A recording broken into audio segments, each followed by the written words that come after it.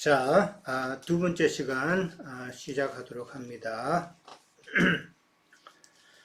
자, 3절까지 아까 했고 이제 4절 들어갑니다. 이제 4절. 너희가 죄와 싸우되 아직 피 흘리기까지는 대항하지 아니하고 또 아들들에게 권하는 것 같이 너희에게 권면하신 말씀도 잊었도다 일렀으되 이렇게 나옵니다. 자, 4절에 이 말이 무슨 말이에요? 너희가 죄와 싸우되 아직 피 흘리기까지는 대항하지 않았다라는 말이죠. 이 죄는 무슨 죄? 아까 말했던 그 죄죠. 더신이란 말이에요. 이게 새 언약의 길을 가는 것을 방해하고 좌절시키는 죄라는 것이죠. 근데 이 죄는 사실은 우리가 어떻게 싸워야 된다고요? 피 흘리기까지 대항해서 싸워야 되는 죄라는 것을 지금 설명하고 있는 거예요. 그런데 지금 유대인 그리스도인들은 너희들은 아직도 그렇게 피 흘리기까지 대항해서 싸우지 않았다라는 이 말이다는 말이에요.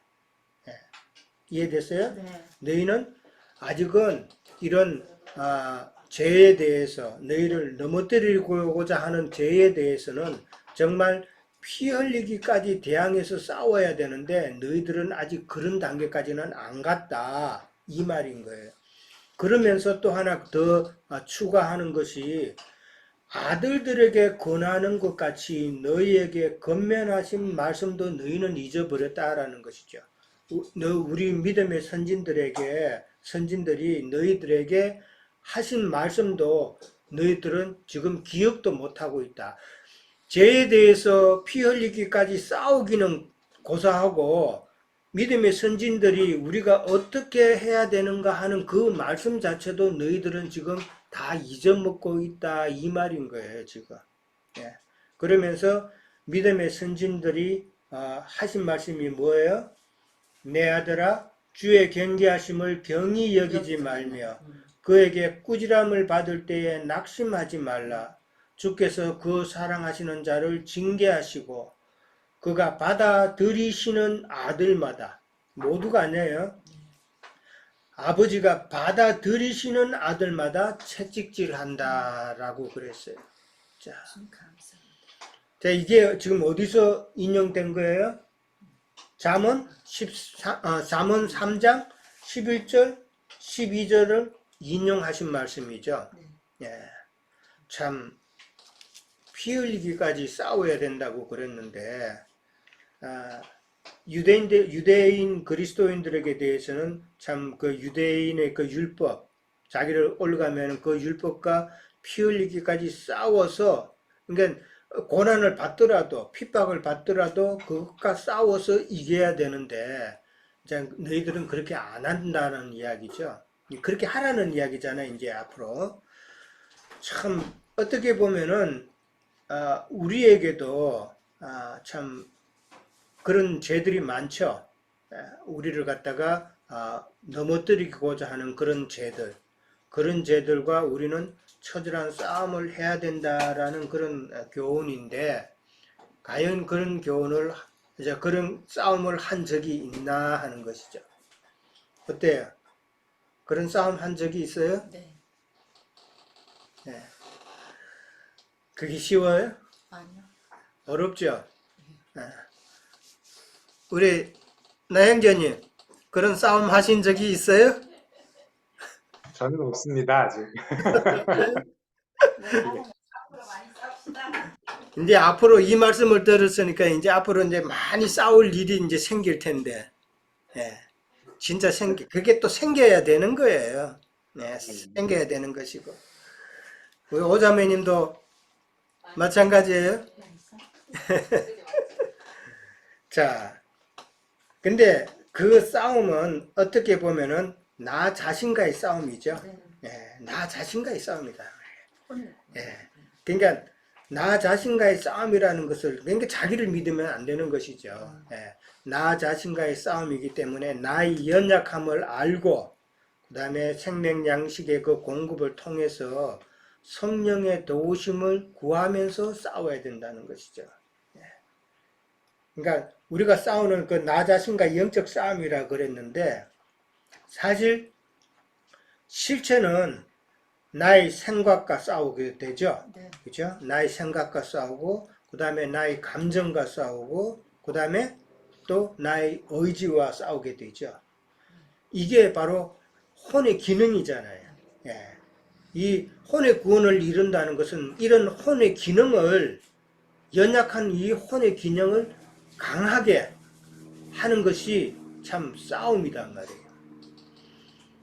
참 우리가 다 아직은 나의 생각과 감정과 의지 이런 면에 있어서 부족할 수밖에 없죠. 네. 제일 부족한 게 뭐라고 생각하세요? 나는 애부터 참 의지력이 약하다는 생각을 참 많이 해요. 그것도 없어요. 좀 내가 이게 이제 그만 끊어야 될 거는 좀 의지적으로라도 좀 끊어야 되겠다 이런 그 생각을 할 때가 있는데, 그러다 보면은 참 나는 의지력이 참 부족하구나 이런 생각을 나는 많이 겪어요.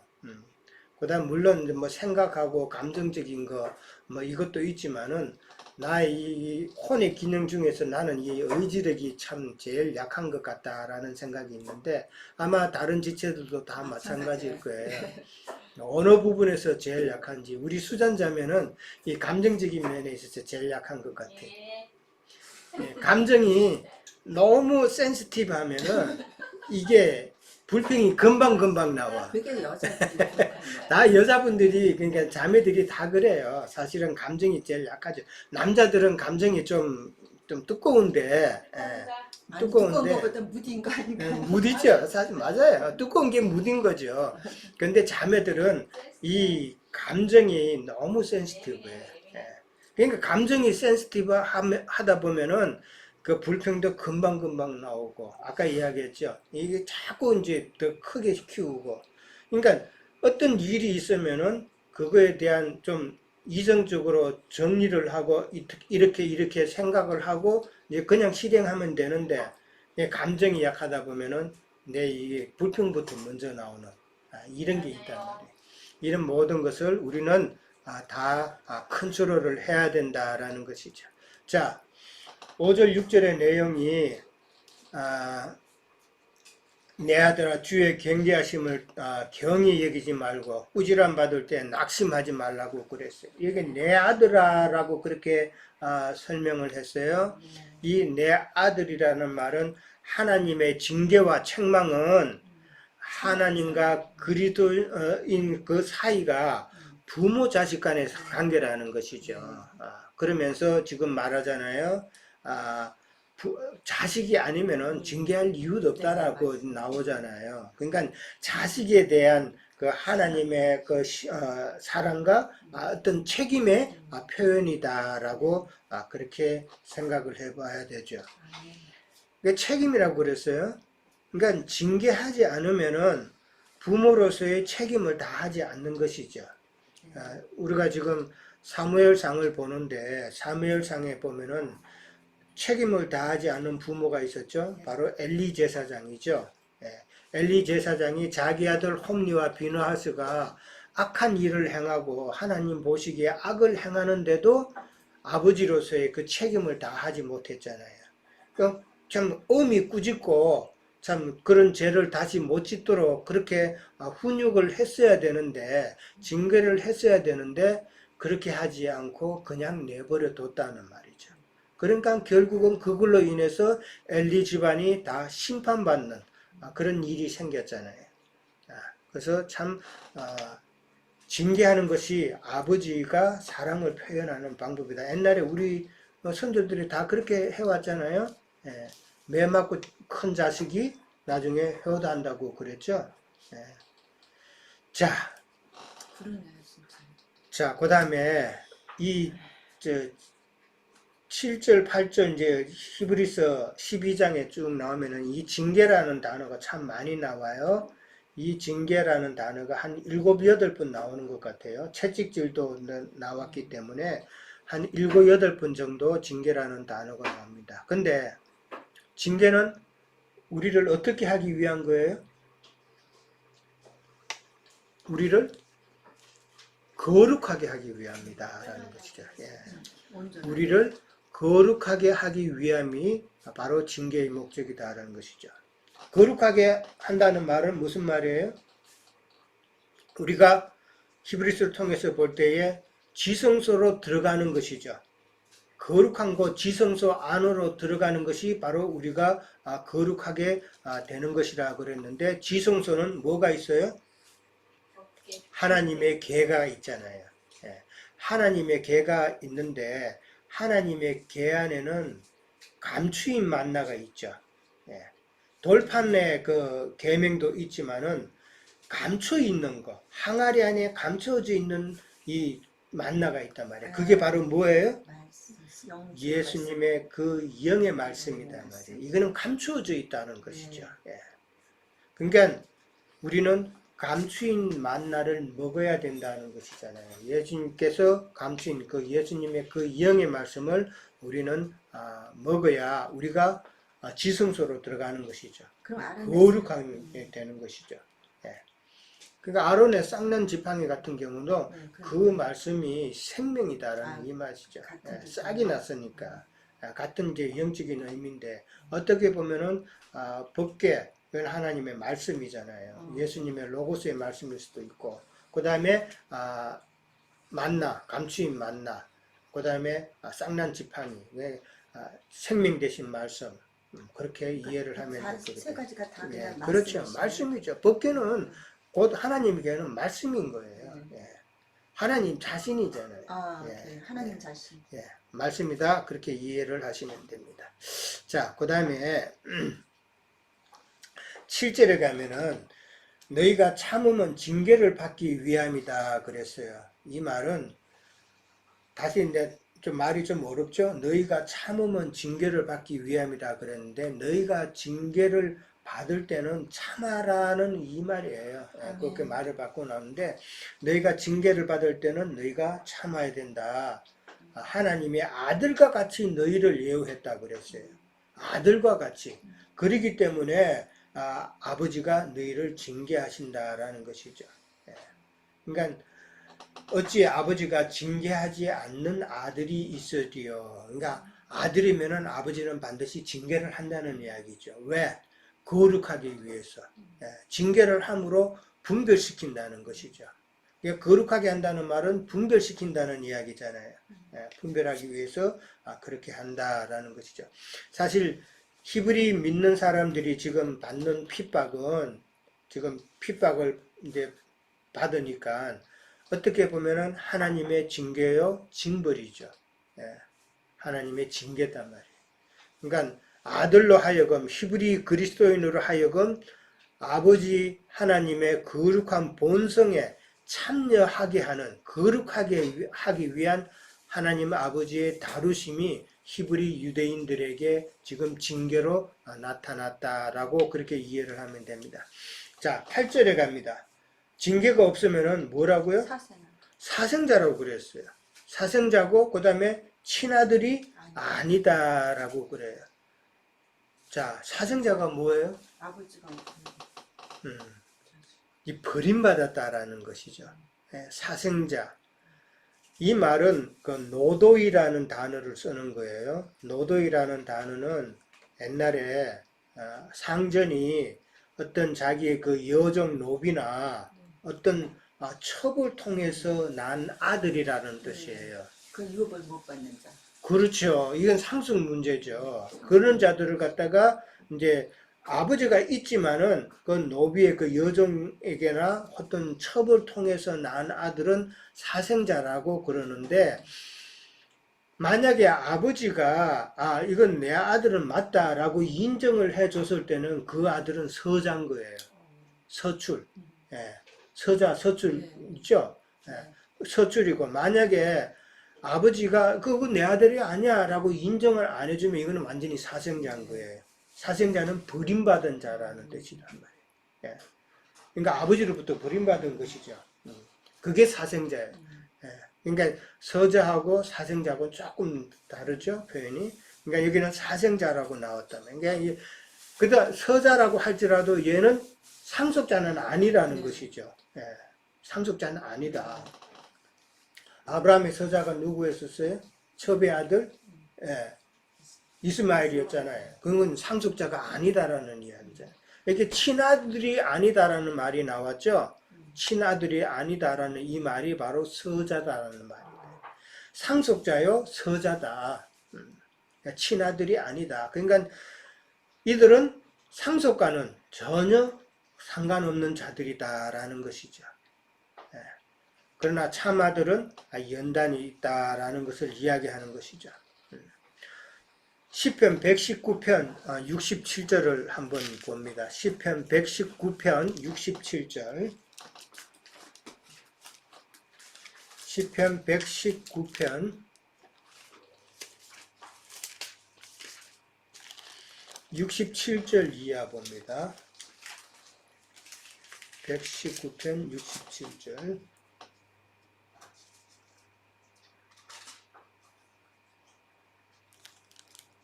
자, 찾았죠? 자, 다 같이 읽어봅니다. 67절. 고난당하기 전에는 내가 그릇 행하였더니 이제는 주의 말씀을 지키나이다. 자, 고난으로 인해서 주의 말씀을 지킨다고 고백하고 있죠? 주는 선하사 선을 행하시오니 주의 율례들로 나를 가르치소서. 교만한 자들이 거짓을 지어 나를 치려하였사오나 나는 전심으로 주의 법도들을 지키리이다. 그들의 마음은 살쪄서 기름등이 같으나 나는 주의 법을 즐거워하나이다. 고난당한 것이 내게 유익이라. 이로 말미암아 내가 주의 율례를 배우게 되었나이다. 주의 입의 법이 내게는 천천 금은보다 좋으니이다. 라고 이렇게 시편 기자는 참 고백을 했어요. 그러니까 고난당함으로 내가 주의 율례를 배운다 그랬어요. 주의 뜻을 깨달았다는 것이죠. 네.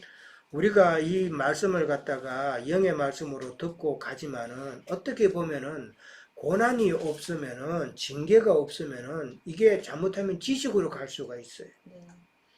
내가 하나님의 말씀을 깨달았어요. 영의 말씀을 들었어요. 그런데 그냥 모든 일이 잘 되고 내 마음에 어떤 어려움도 없고 그냥 가다 보면은 이게 진짜 지식으로 갈 수 있다니까요. 다르게 신앙생활하는지도 알고. 그런데 하나님은 늘 이야기했지만은 네가 그렇게 지식의 말씀을 먹었지? 그러면 이제는 테스트 시간이야. 학생들이 공부를 했으면은 중간고사도 있고 기말고사도 있고 다 시험을 치잖아요. 하나님도 똑같은 이치다. 내가 영의 말씀을 듣고 깨달았으면은 그만큼 네가 얼만큼 네가 깨달았고 나를 이해를 하느냐라고 시험을 치시는 것이 나에게 어려운 시간을 주신다는 것이죠. 그게 자식이 될 수도 있고 교회 내 지체가 될 수도 있고 그 누구나 다 될 수 있는 거예요. 세상 일일 수도 있고 교회 내에서도 어떤 일로 통해서 오해할 수도 있고 근데 그 모든 것을 갖다가 잡히면 안 되죠. 네. 내가 영의 말씀을 듣고 내가 표대를 향해서 목표점만 바라본다면은 그 모든 것은 진짜 예수님께서 부끄러움을 개의치 않은 것처럼 내게는 정말 개의치가 않은 것이 돼야 된단 말이에요. 아멘. 이 신앙생활이 어렵다는 것은 많은 사람이 함부로 참 오기도 힘드는 것은 너무나도 많은 사람이 와서 이 말씀을 들으면은 이게 온전치가 안 된 사람은 그 사람으로 인해서 우리가 시험 받을 수가 참 많아. 그런 것도 생각해서 이제 사람을 이제 우리가 잘 마음이 정말 갈급한 자를 우리가 전도해야 된다는 이 말이 아무나 데려오는 것이 아니라 그러니까 교회 내에서 어떤 사람이 이상하게 돌출 행동을 하잖아요. 그렇죠? 아직 그 사람들이 안 다듬어진 상황이기 때문에 그러면 그 사람을 통해서 내가 시험 당할 수도 있다 이 말이에요. 하나님 그렇게 또 썼어요. 그렇게 될 때에 우리가 잘 그 시험을 이겨내야 된다라는 것이죠. 그래서 시편 119편의 기자는 그랬어요. 참 우리가 징계나 어떤 징벌이 없으면은 내가 주님의 윤례를 깨달을 수가 없다라는 것이죠. 예. 온전히 가기 위해서는 반드시 그런 과정이 필요하다는 것이죠. 자, 9절, 10절 갑니다. 9절에 가면은 육신의 아버지가 나오고 영의 아버지가 나와요. 우리가 육신의 아버지가 우리를 징계를 하죠. 그래도 육신의 아버지는 나를 한번 징계를 했다고 해서 해초리 들었다고 해서 내가 그걸 아버지를 버릴 수 없죠. 공경을 하죠. 육신의 아버지도 마찬가지인데 영의 아버지께는 우리가 더욱 복종이라는 말을 썼어요. 예, 복종하면서 살려고 하지 않겠느냐 그랬어요. 자, 요한복음 1장 13절에 보면은 우리는 다 하나님께로부터 난 자라는 표현이 있어요. 그러니까 하나님께로부터 났다는 것은 곧 영의 아버지라는 것이죠. 예, 우리는 영의 아버지다. 우리의 영의 아버지다는 것이다. 근데 10절에 가면은 육신의 아버지는 징계를 하는데 무엇으로? 자기의 뜻대로 우리를 징계를 한다 그랬어요. 예, 아버지, 육신의 아버지의 그 자기 생각대로 뜻대로 그렇게 징계를 하지만은 영의 아버지는 무엇으로? 우리의 유익을 위해서 징계를 하신다라고 그랬어요. 예. 징계가 다르죠. 예. 우리의 유익을 위한 것이다. 그런데 우리는 징계를 받으면은 하나님의 징계가 나의 유익을 위함이구나 하는 이 사실이 깊이 깨달아지지 않으면은 그 징계에 대해서 우리는 떨어지기가 쉽고 불평하기가 쉽지. 그렇죠?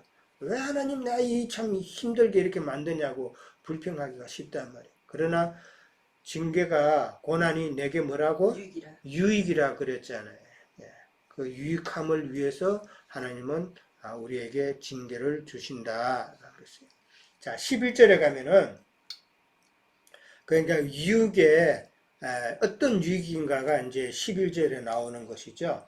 10절 하반부터 사실은 나와요. 10절 하반 보면은 오직 하나님은 우리의 유익을 위하여 그의 거룩하심에 참여하게 하신다 그랬어요.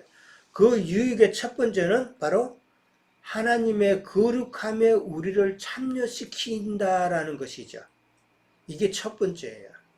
그 다음에 두 번째는 11절에 가면은 무릇 징계가 당시에는 즐거워 보이지 않고 슬퍼 보이나 그로 말미암아 연단받는 자들은 의를 얻는다 그랬어요.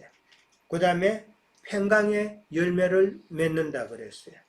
그러니까 세 가지죠. 그 유익의 실체는 하나님의 거룩하심에 우리를 참여하게 하는 그 유익이 있고, 그 다음에 우리의 의를 이루는 그 유익이 있고, 그 다음에 평강을 이루는 유익이 있다라는 것이죠. 자, 그러면 그 첫 번째 그 거룩하심은 이거는 어떤 내적인 요소지요. 우리 안에 내적인 그 영이 거룩해지는 것, 내적인 모습이단 말이에요. 그러니까 이 거룩함은 또 하나님의 본성이죠. 그냥 거룩함에 참여하게 한다는 이 말은 지금 유대교나 기독교에 있으면은 거룩하지 않다라는 의미도 되는 거예요. 그렇죠? 우리가 징계를 받음으로 우리를 거룩하게 한다는 말은 징계가 없는 유대교나 기독교 안에서는 그거는 거룩함이 없다, 거룩하지 않다라는 그런 의미도 이해를 하셔야 된다. 그러니까 진리의 말씀과 징계로 인해서 분별이 되어 가지고 우리가 거룩함을 입는다는 것이죠. 그 거룩함을 입는다는 것은 우리의 내적인 요소다라는 것이죠. 그 다음에 두 번째는 의를 이룬다 그랬어요. 이 의를 이룬다는 것은 첫 번째 거룩한 이들이 행하는 외적인 행위라 볼 수가 있겠죠. 이건 좀 외적인 것이죠. 그러니까 내적 생명에서 나오는 것이다라는 것이죠. 이게 바로 우리가 말하는 생명률이라는 것이죠. 내적 생명, 곧 빛비춤으로 통해서 우리의 생명률이 점점 커져 우리가 의를 이룬다라는 그런 이야기죠. 순서를 생각해 봐야 돼. 첫 번째는 우리가 반드시 거룩함을 입어야 되는 거예요. 네. 예, 거룩함을 입어야 그 다음에 의를 이룬다라는 것이죠. 그 다음에 의를 이룸으로 말미암아서 우리 안에 평강이 찾아온다라는 것이죠. 그러니까 그 의를 이룬다는 거 아까도 이야기했지만은 우리 속에 생각이나 감정이나 의지 이런 모든 것이 하나님의 거룩하심을 통해서 온전하게 됨으로 말미암아서 그 결과가 우리 안에 평강이 있다라는 것이죠. 네. 우리의 생각과 감정과 의지가 완전히 컨트롤이 되지 않으면 우리 속에는 평강이 없을 수도 있겠죠. 예. 자, 생명률에 따라서 우리의 연약한 기능이 강화가 되고 온전해지면은 우리 안에는 생명의 누림이 있다. 그 누림이 바로 평안이다라는 것이죠. 그러니까 이 순서를 좀 생각해 보셔야 돼요. 거룩해야 되고 그 다음에 혼의 구원을 이루어가고 그 결과로 우리가 평강이 우리 마음속에 있어야 된다라는 것이죠.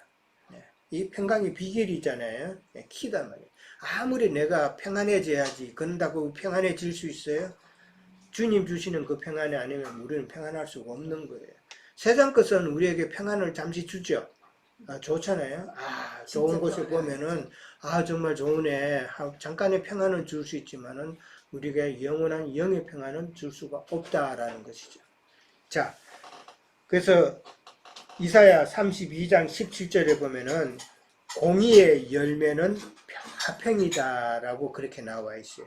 그러니까 의를 이루는 그 열매의 결과는 화평이다라고 이사야 32장 17절에 그렇게 나와요. 그러므로 우리가 참 징계를 받을 때, 힘들 때 불평하지 말고 어려워하지 말고 조용히 하나님의 뜻을 우리는 살펴보는 습관이 중요하다라는 것이죠. 이게 하나님 앞에 나가는 거예요. 하나님 앞에 하나님, 내가 지금 이런 상황인데 왜 이런 상황이 나에게 있었습니까? 나로 깨닫게 해달라고. 그렇게 하는 것이 하나님 앞에 나가는 것이고 그게 우리의 기도단 말이에요.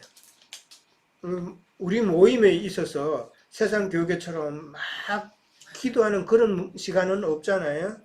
그러나 시간을 정해놓고 하는 기도가 다는 아니죠. 우리는 순간적으로 내게 말씀이 기억나고 그 다음에 어떤 상황이 생겼을 때는 하나님 이게 지금 무슨 의미입니까? 하나님 앞에 나가는 것이 그렇게 묵상하면서 하나님께 묻는 것이 바로 기도란 말이에요. 기도는 그 세상 거 구하는 게 아니라고 그랬죠. 내가 하나님 앞에 나가는 데 있어서 긁어치는 것을 다 제하는 것이 기도잖아요.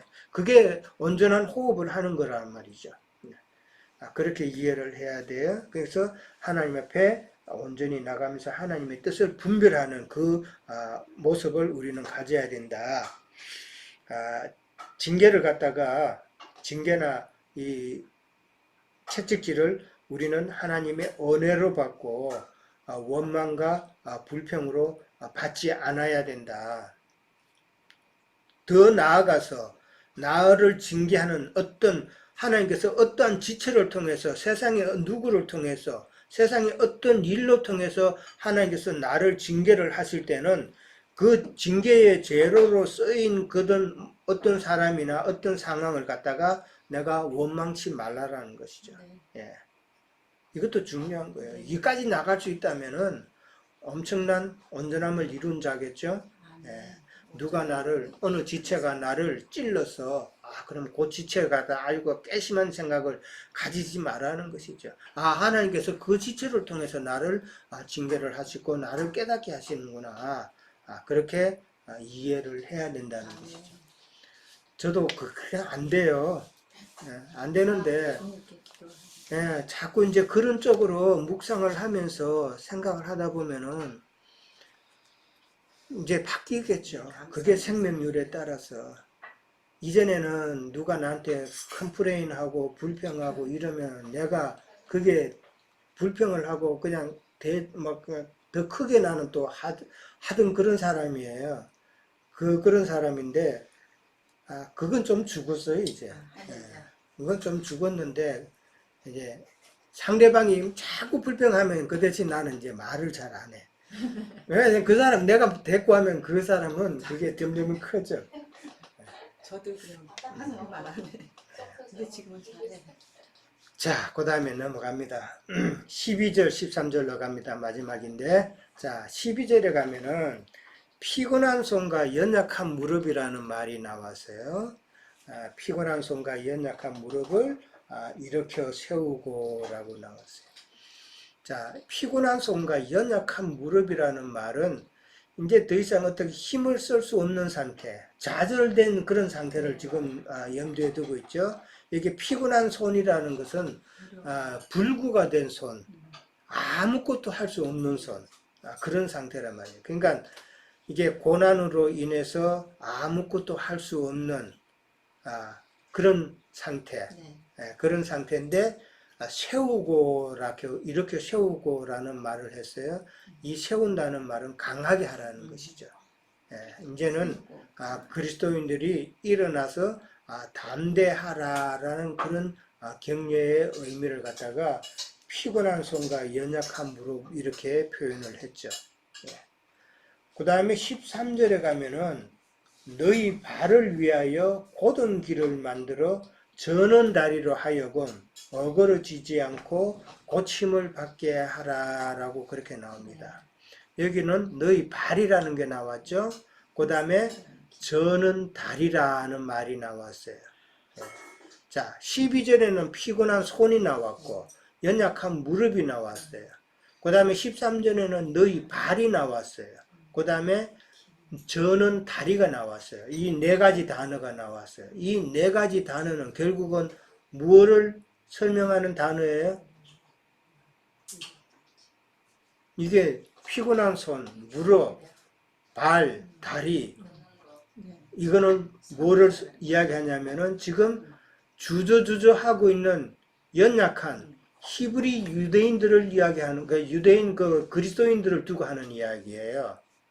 그들이 지금 주저주저하고 참 징계받기도 두려워하고 온전히 하나님의 예수 그리스도의 그 새 언약의 길로 경주하지 못하고 있으니까 그들을 두고 하는 표현인 거예요. 그러면서 오늘날에는 우리에게는 우리 교회 내에 지체 내에 연약한 자들이 있겠죠. 그러한 자들을 두고 하는 표현이다라고 생각하면 되는 거예요.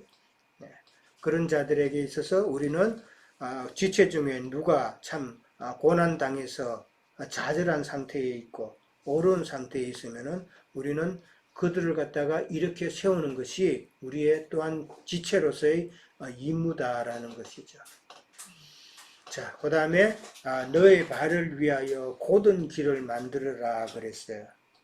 발을 위해서 곧은 길을 만들어라 이 말은 너희 발이 바른 길 가게 하라는 이 말이죠. 너희 길이 굽은 길로 가지 말고 너희 길은 너희가 바른 길로 경주하라 이 말이란 말이에요. 그러니까 굽은 길이란 건 그건 뭐예요? 굽은 길이라는 것은 유대교에서 실행하는 모든 것을 따라가는 그 길이 굽은 길로 지금 표현한 거란 말이에요. 지금 이 굽은 길이라는 것은 내가 어떻게 보면은 신앙생활 한다고 하면서 나 자신과 나 자신의 그 연약함과 타협하는 그런 길이 될 수도 있겠죠. 그렇죠? 참 피 흘리기까지 싸우는 길이 아니라 참 내가 타협하고 하는 그런 길은 굽은 길이 될 수도 있다라는 것이죠.